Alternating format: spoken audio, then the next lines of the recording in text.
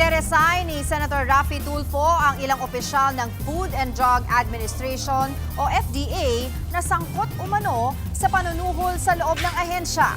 Lumabas sa pagdinig ng Senate Health Committee na bigo raw ang FDA sa pag-aksyon sa mga kumakalat na iligal at hindi rehistradong mga gamot at ibang produkto. Tulad na lamang daw ng isang brand ng slimming pills na may sangkap umanong ginagamit sa shabu.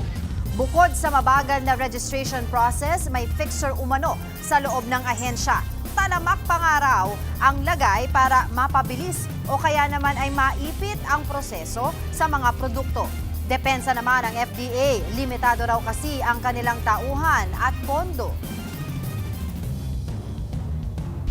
The FDA is not perfect, but the FDA and its people are working over and above their limits.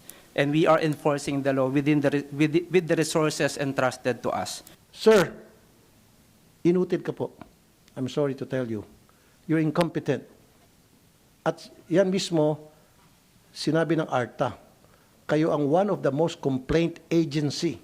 ARTA na po mismo nagsabi niyan. At dudugtungan ko. Dapat kayo, karamihan kayo sa management, magsiresign na kayo. Mga kapatid, Angela Lagunsad Castro po para sa komprehensibo at makabuluhang balitaan at talakayan. Mag-follow at subscribe na sa social media pages ng News 5.